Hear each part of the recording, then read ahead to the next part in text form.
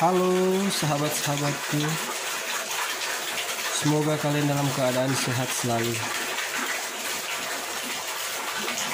Di video kali ini saya akan membagikan langkah-langkah apa saja yang harus kita lakukan pasca indukan Mas Koki selesai pemijahan.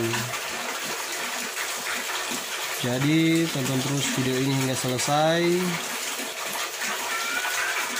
Tolong dibantu like, share, dan subscribe-nya. Baiklah, kita langsung ke langkah-langkah pasca indukan Mas Koki selesai memijah.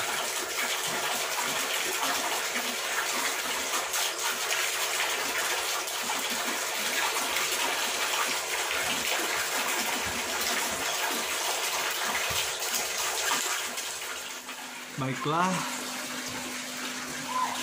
langkah yang pertama yang harus kita persiapkan tentunya wadah. Tergantung teman-teman akan menaruhnya di kolam terpal, kolam beton, ataupun seperti yang saya pakai di sini ialah akuarium. Pertama-tama tentunya kita bersihkan akuariumnya sehingga steril dari kuman ataupun bakteri-bakteri yang melekat pada dinding ataupun akuarium. Setelah kita menyiapkan wadah, tentunya kita mengisi air. Kalau teman-teman perhatikan di sini, saya sudah menyiapkan dan mengisi air dengan memakai Methalene Blue, dan saya sudah mengaktifkan filtrasi agar supaya ketika indukan Mas Koki yang akan saya pindahkan setelah pemijahan atau pasca pemijahan bisa merasa nyaman dengan tempat atau air yang sudah saya endapkan 24 jam atau dari semalam. Jadi ketika indukan Mas Koki kita pindahkan, karakter air yang sudah lebih baik dan sudah bisa menyesuaikan sehingga ikan Mas Koki bisa merasa nyaman. Sudah diberikan filtrasi, pengganti aerator agar supaya kandungan kadar oksigen yang terlarut di dalam wadah ini, di dalam akuarium bisa banyak, sehingga tentunya pastilah si indukan atau si ikan Mas Koki akan merasa nyaman ketika kita pindahkan di wadah yang baru ini. Jadi demikianlah langkah pertama yang harus kita persiapkan, wadah, air, dan filtrasi. Selanjutnya kita ke langkah yang kedua. Baiklah, selanjutnya atau langkah yang kedua yang harus teman-teman lakukan atau yang akan saya lakukan di sini adalah saya menyediakan kantung plastik dengan ketinggian 50 hingga 60 cm dan dengan diameter sekitar 20 hingga 30 cm. Kantung plastik ini akan diisikan air dan akan ditaruh indukan ikan Mas Koki yang sudah selesai memijah. Sebagai contohnya saya akan perlihatkan pada teman-teman.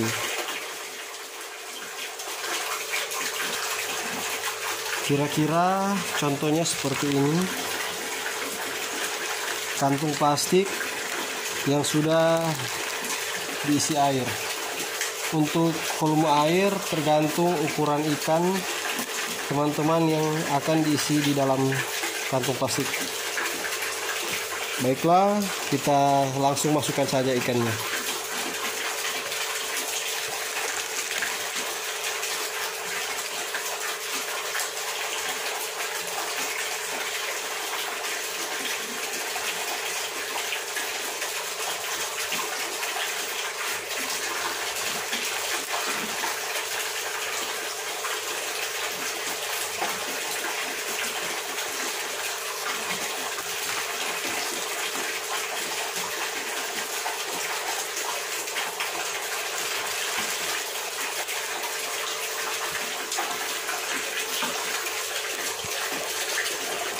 Setelah kita masukkan, tinggal kita bawa ke akuarium yang telah kita persiapkan sebelumnya. Langsung saja kita taruh.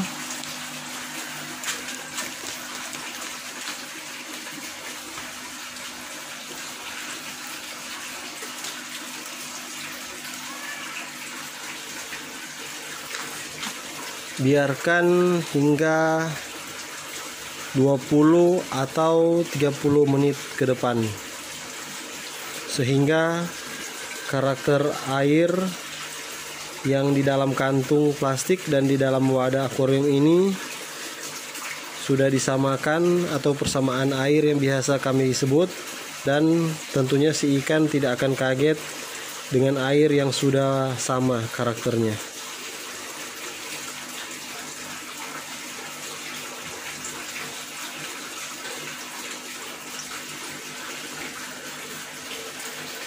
Kira-kira sudah 30 menit, kita langsung masukkan ikannya ke dalam akuarium.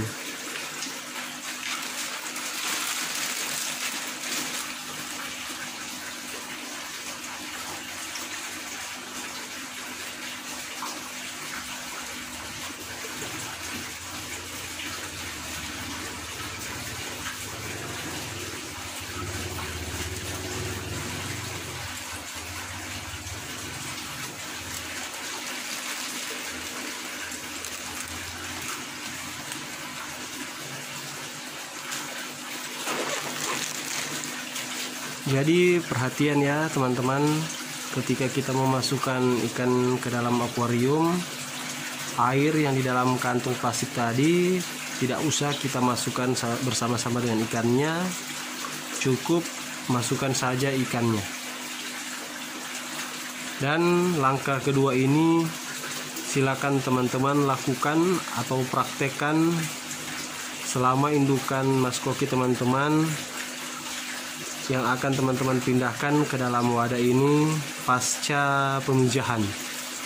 Jadi boleh teman-teman lakukan sesuai banyak ikan indukan yang sudah atau selesai memijah. Baiklah, kita langsung ke langkah yang berikutnya atau langkah yang ketiga.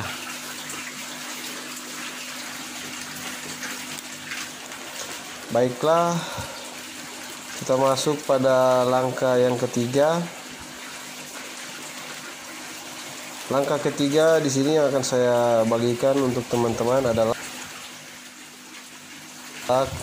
ketika teman-teman sudah memindahkan indukan ikan maskoki di dalam akuarium atau di dalam wadah yang lain, ketika biasanya selesai pemijahan itu di pagi hari. Dan ketika teman-teman memindahkan indukan maskoki pasca pemijahan, ketika ditaruh di dalam wadah jangan dulu diberi makan. Jadi ketika pagi hari teman-teman sudah mengangkat indukan ikan maskoki dan memindahkan dan menaruhnya dalam wadah yang baru yang sudah disterilisasi dan sudah diisi air, indukan ikan maskoki jangan dulu diberi makan. Bisa diberi makan ketika besok hari. Jadi dari awal atau dari pagi hari selesai pemijah, dipindahkan ke dalam akuarium, jangan dulu diberi makan, dan nanti diberi makan pada besok harinya di pagi hari pula, bisa siang hari maupun sore hari. Baiklah, kita masuk ke langkah yang keempat.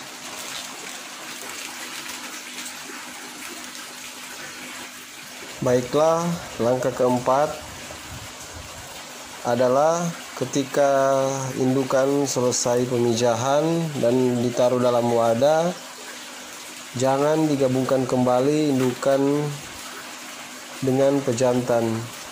Jadi ketika selesai pemijahan, teman-teman harus memisahkan antara pejantan dan indukan, agar supaya ketika 20 hari atau 30 hari ke depan indukan sudah bisa dipijahkan kembali. Jadi setelah indukan selesai memijah, pejantan dan indukan betina dipisahkan dalam wadah yang berbeda. Jangan digabungkan hingga 20 atau 30 hari ke depan ketika akan dipijahkan kembali. Karena jika masih digabungkan pasca pemijahan, nanti si indukan betina akan stres karena si pejantan ini akan mengejar-ngejar si indukan betina, sehingga indukan betina akan kelelahan dan stres. Jadi alangkah baiknya ketika indukan betina dan pejantan dipisahkan dalam wadah yang berbeda hingga hari pemijahan berikutnya. Baiklah, kita langsung ke langkah yang kelima. Baiklah, kita masuk ke langkah yang kelima atau langkah yang terakhir pasca pemijahan indukan ikan mas koki. Langkah kelima yang akan saya bagikan di sini adalah setelah indukan ikan mas koki dipindahkan ke wadah yang baru atau ya hari yang kedua dan akan diberi makan, berilah makanan secukupnya karena indukan ikan mas koki masih sensitif pasca pemijahan. Jadi jangan langsung diberi makan makanan yang banyak, berilah secukupnya sehingga indukan mas koki tetap merasa nyaman pasca setelah pemijahan. Dan jika teman-teman atau sahabat-sahabat di rumah berkeinginan kembali untuk memijahkan indukan mas koki yang sama di 10 hari ke depan, teman-teman boleh mempraktekkan cara yang sudah saya bagikan dalam video saya sebelumnya, 10 hari agar indukan ikan mas koki cepat gonat dan bertelur banyak.